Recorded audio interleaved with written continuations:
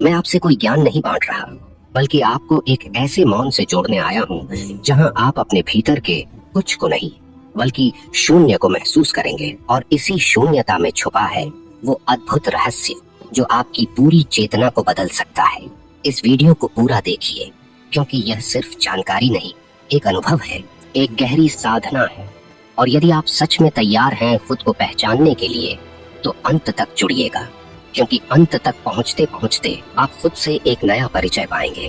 और हाँ, अगर यह शब्द आपके दिल को छू जाए, अगर इस यात्रा में कहीं भी आपको लगे कि यही तो मैं महसूस करता हूँ, तो इसे लाइक जरूर कीजिएगा। अपने किसी ऐसे दोस्त के साथ शेयर कीजिएगा जो इस समय खुद को खोया सा महसूस कर रहा हो। और ऐसे ही गहरे आत्मा को छूने वाले वीडियो देखते रहने के लिए अभी सब्सक्राइब कीजिए हमारे चैनल ध्यान चेतना को, क्योंकि यह सिर्फ एक चैनल नहीं, यह एक साधना है आत्मा की। दोस्तों, हम सब जीवन में कुछ न कुछ बनना चाहते हैं। कोई डॉक्टर, कोई अभिनेता, कोई योगी, कोई सफल व्यापारी, कोई ज्ञानी। हर कोई एक पहचान चाहता है, एक ऐसा नाम जिसे सुनकर दुनिया सलाम करे। लेकिन इस पहचान के पीछे एक अदृश्य डर छुपा होता है। अगर मैं कुछ न बना तो मैं क्या हूँ? और बस यहीं से शुरुआत होती है भीतर की बेचैनी की, क्योंकि जब हम किसी रूप से जुड़ जाते हैं तो हम स्वरूप को खो देते हैं। हमारी चेतना किसी एक विचार में कैद हो जाती है। हम खुद को एक नाम, एक पद, एक संबंध, एक जिम्मेदारी के रूप में देखना शुरू कर देते हैं, और वही हमारी सीमा बन जाती है। लेकिन शून्य की बात कोई नहीं करता, क्योंकि शून्य हमें डराता है। क्योंकि जहाँ कुछ नहीं होता वहाँ अहंकार का दम घुटता है। वो पूछता है, अगर मैं कुछ नहीं तो मैं कौन हूँ?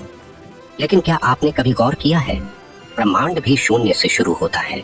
हर सृजन की शुरुआत एक मौन से होती है, एक गहराई से, एक निस्संग निर्लिप्त चेतना से, जो कुछ नहीं है लेकिन फिर भी सब कुछ है। यही शून्यता वो अवस्था है जहाँ हम वाकई खुद को पाते हैं।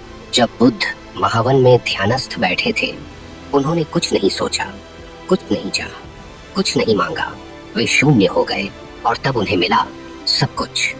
यहाँ शून्य का अर्थ नकारात्मकता से नहीं है, बल्कि यह उस पूर्णता से है जिसमें कोई मैं नहीं बचता, कोई आग्रह नहीं, कोई प्रतिरोध नहीं, बस एक साक्षी भाव, एक मौन दृष्टा जो सब कुछ देखता है लेकिन कुछ नहीं पकड़ता। आप कहेंगे, क्या हम जीवन के संघर्षों से भागें?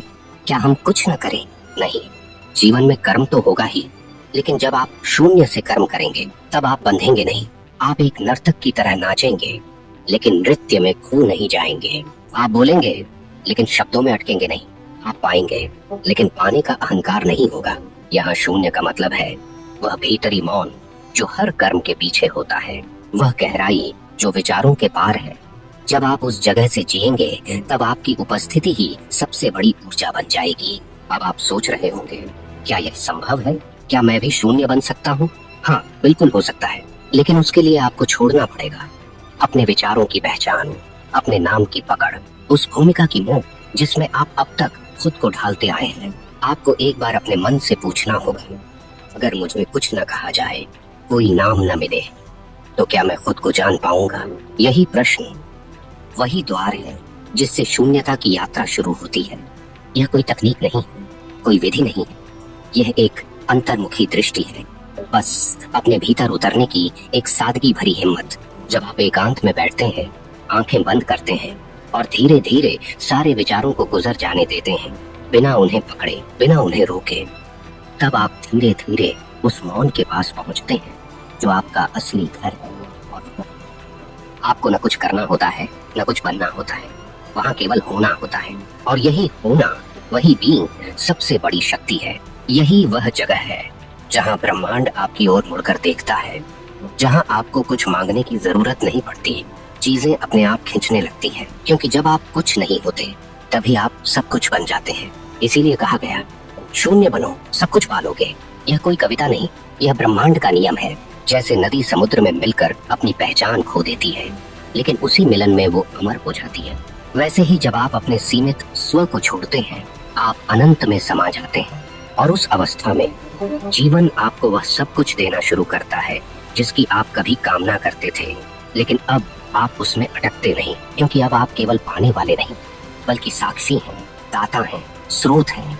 आप सोच सकते हैं, लेकिन इस दुनिया में रहकर जहाँ हर तरफ अपेक्षाएं हैं, जिम्मेदारियां हैं, लोग मुझे एक रूप में देखना चाहते हैं, वहाँ शून्य कैसे बनूं?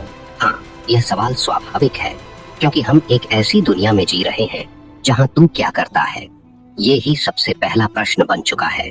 लेकिन शायद इसी में सबसे बड़ा रहस्य छिपा है।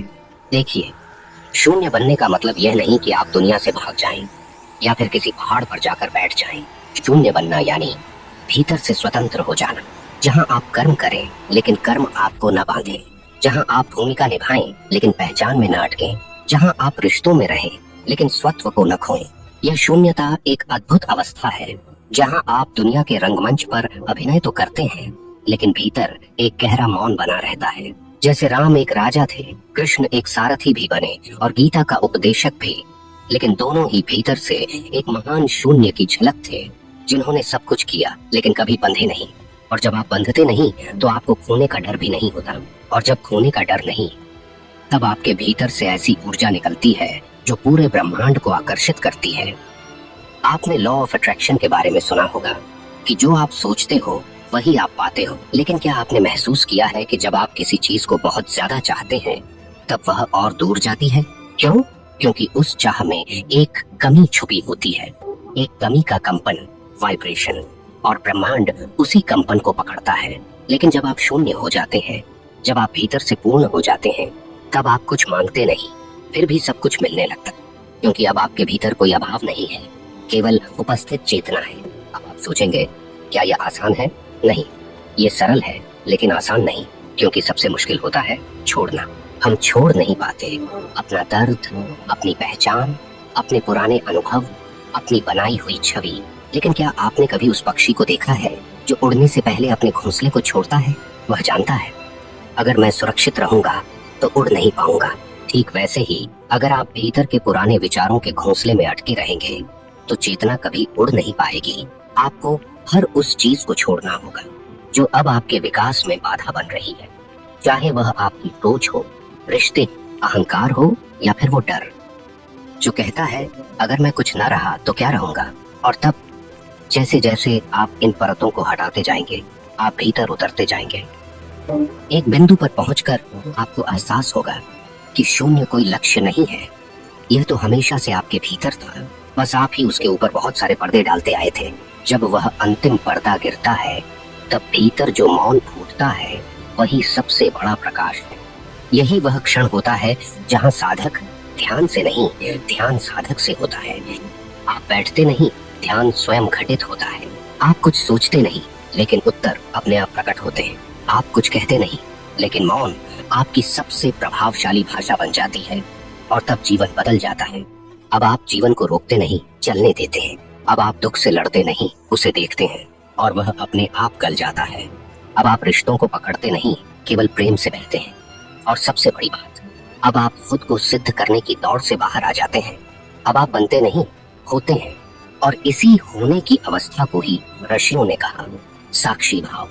जब आप साक्षी हो जाते हैं तब आप शून्य बन जाते हैं, और यह शून्य इतना गहरा होता है कि उसमें पूरा ब्रह्मांड समा सकता है। आप अब कुछ नहीं होते, लेकिन सब कुछ आपसे होकर बहता है। आप एक माध्यम बन जाते हैं, एक पात्र जो खाली है, लेकिन ब्रह्मांड उसे भरता है।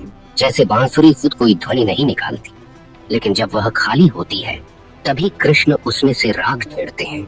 वैसे ही जब आप भीतर से खाली होते हैं, जब आप मैं से मुक्त होते हैं, तभी ब्रह्म आपकी चेतना में रचता है, बसता है, बोलता है।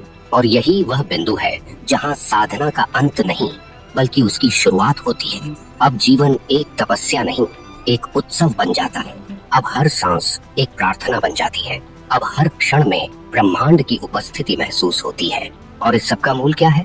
शून्यता, जिसे दुनिया कुछ नहीं समझती है। वहीं से सब कुछ का आरंभ होता है। जब एक साधक शून्यता में उतर जाता है, तब वह केवल जीवन को देखता है, बिना हस्तक्षेप किए, बिना निर्णय किए, बिना अपेक्षा के।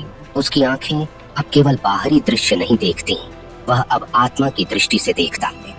और यही दृष्टि जीवन की सबसे बड़ी संपत्ति बन जाती है। अब आपको चीजों को पकड़ने की जरूरत नहीं रह जाती। अब आप हर अनुभव को जैसे है वैसे ही अपनाते हैं। दुख आए तो उसे प्रेम से देखते हैं, सुख आए तो उसे भी गुजरने देते हैं, न कुछ रोकने की इच्छा, न कुछ पाने की लालसा। और तब पहली बार भीतर एक स्थिर आनंद का अनुभव होता है। वो आनंद जो परिस्थिति पर निर्भर नहीं, वो आनंद जो केवल मौन की कोख से जन्मा होता है।